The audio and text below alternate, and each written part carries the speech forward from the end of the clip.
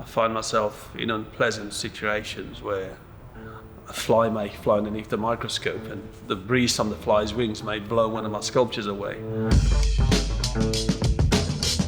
My name is Dr. Willard Wigan MBE, created the smallest handmade sculptures in history.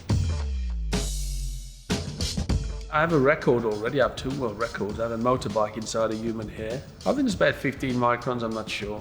And the baby was even smaller. You can't go, oh yes, I'm enjoying making microscopic sculptures. Oh, no chance, no chance. Because it's an intensive frame of mind. You have to hold your breath for a long time and your movement has to be very, very minimalistic. You have to move in microns. But I know when you get the Queen of England writing you a letter saying how much she appreciates what you've made for her, which is a crown, which I made for the Queen, which rests on a pinhead, which is smaller than a full stop in a newspaper.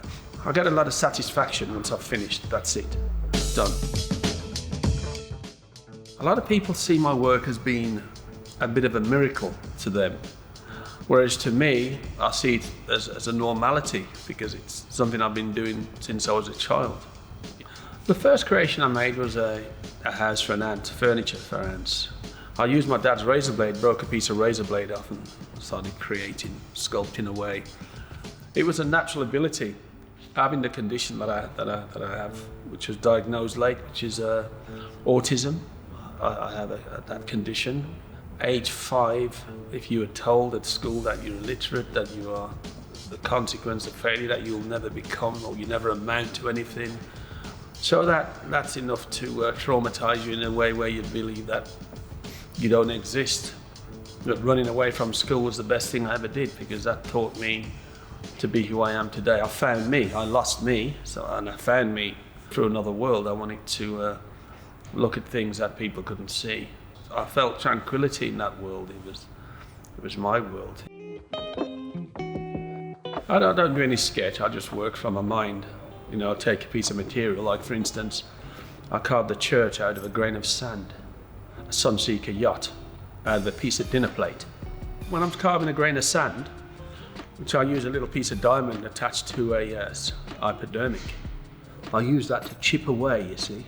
So I use my pulse to chip away till I get the shape. But when I'm working on my real painting stuff and the microscopic, really intense detail, then I wait for my heart to stop and I work in between the heartbeat. It's the time that I spend on it that's painful because I can do 16, 17 hours a day, sometimes even longer, because of my autism, which allows me to have an extremity of intensive behavior. I'll use that behavior as fuel. So if I never had this condition, I wouldn't be who I am today, I wouldn't be me. So I welcome what I have because autism is a blessing, it's not a disability. You know, I learn different to everybody else. And I live in this world of microscopic. My dexterity has just improved so much. I don't understand it sometimes. I could be an alien. If I'm an alien, well, I don't think they've seen an alien that looks like me.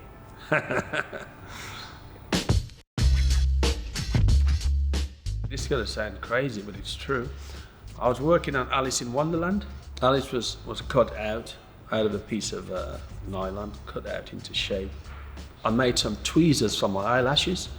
So I was lifting her up onto the eyelash and to move her very slowly to put her inside the needle.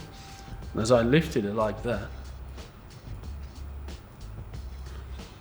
you know, my phone went off and I went, who the hell's that? And I inhaled Alice. Sorry. But the good news is, the moral of the story is, I made a better Alice. So it was meant to happen, it was meant to happen.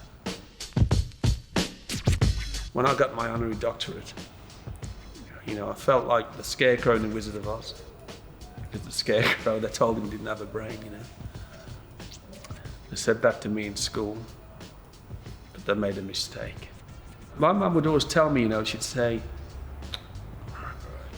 take the smallest key, right, and open the biggest door in the world. So when you open that door, you'll open the door to your success. You'll open the door to you becoming a doctorate. You'll open the door to you creating the smallest sculptures ever made by hand. You open the door to your MBE from the Queen. You open your door to becoming the world's greatest micro artist. I am a message, a big message with a tiny piece of artwork.